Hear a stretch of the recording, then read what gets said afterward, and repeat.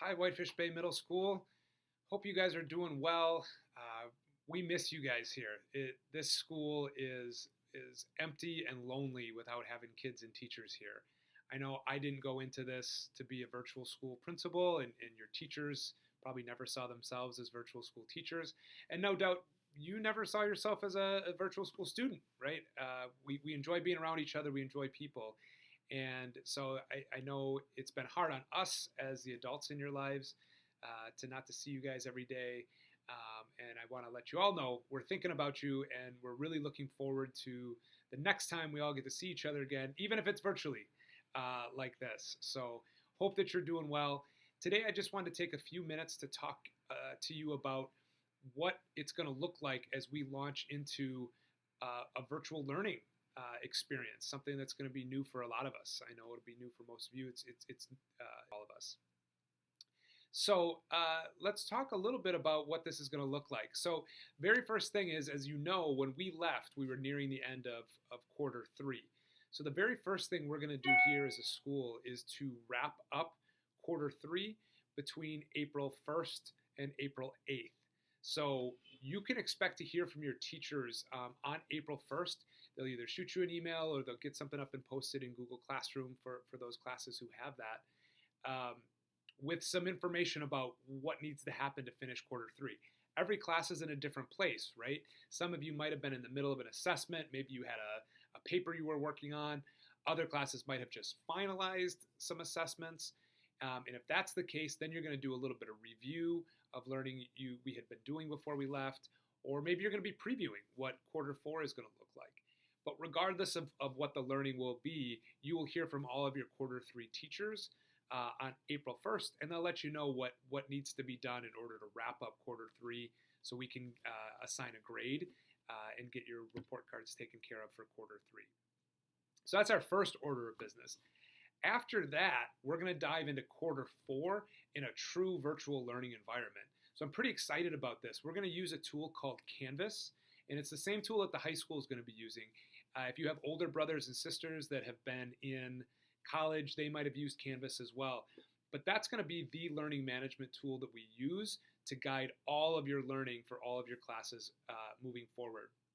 So every morning, your teachers will post something in Canvas in the class, and you'll be expected to complete that work for the day.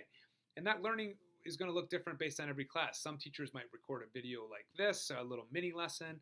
Others may assign you some reading or to visit a website to read that, to learn about that content.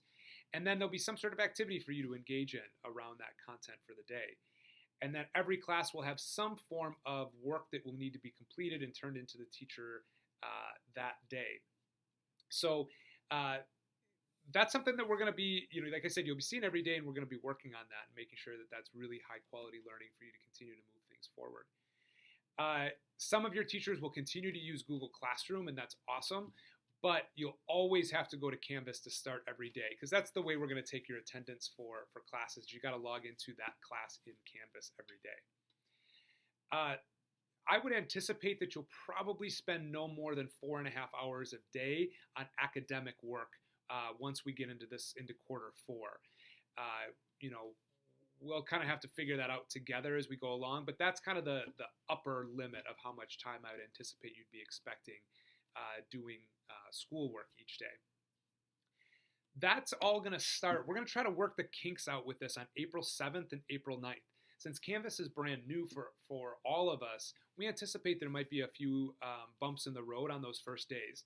So we're going to take April 7th and April 9th as our first kind of trial days in Canvas, so that by April 13th, everybody's up and ready to go for every single day Canvas for the foreseeable future until we come back. Don't worry if Canvas is new to you or you're nervous about online learning. We're going to send you some training materials as we get a little bit closer to starting this up, so that you can become more familiar with that. But we're all in this together. And what's really important for all of you to know is that we're here for you. Your teachers are going to communicate with you what their office hours would be when you know you can ask them questions and get a quick reply. Maybe most of the time with email, but sometimes that'll be also through some online meetings. We have Google Hangouts and other types of things that we could use to meet with you.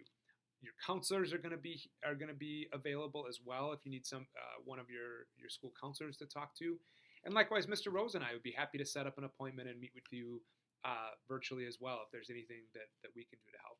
So we're all in this together. We're all going to make sure that we're helping each other out, and there's going to be a lot of patience as we all work through this, especially in the early days of launching online learning. But what can you do between now and April 1st to get yourself ready? Well, a couple things. The first thing I would do would be to talk to your family about a schedule and a location for learning to happen. Maybe you want to write out your schedule for the day. Maybe you want to use Google Calendar to set up your schedule.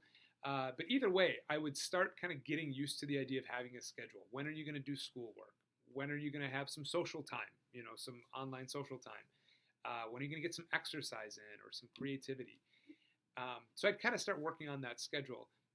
And then also thinking about location, especially if you've got brothers and sisters in the house. Like, where is your space going to be where you can sit down when it's time to do schoolwork each day? Something else you can do is if you've gotten out of the habit of reading on a regular basis, you need to start kicking that up and get back into reading at least 30 minutes every single day. I'm going to attach to this email some directions from Mrs. Khatib about Sora that many of you use to access books online, but you got to get back into that habit of reading every single day. I'd also be active. Hopefully, I know we can't be social and close to each other right now, but we should be out and active, and hopefully you're getting out in your driveway and playing basketball, or you're getting a run in or getting a walk, but just something so you're outside and getting active every single day too. The last thing that I'd ask you to think about is what, so much of what's happening right now, we feel powerless to do anything, but I'd ask you to think about what can you do to make a positive impact. Maybe it's time to pick up the phone and call your grandparents or a neighbor who's unable to get out of the house and just make sure they're not lonely. Maybe it's an opportunity to reach out to a classmate that you think, might not have much going on right now and you want to just make sure they're doing okay. Or maybe there's some chores that your parents really need you to do since you're home a little bit more. But just trying to find something positive you can do to make an impact during this difficult time. So you're going to be hearing a lot more from all of us really, really soon. But I just wanted to reach out and kind of talk with you directly and let you know that we're thinking about you. Attached to this email, you're going to find a longer document that really details everything I talked about in this video. So I'd ask that you read that with your parents so that you understand what virtual learning is going to look like. Until we talk again, everyone, be well. We miss you, and I look forward to seeing you soon. Bye-bye.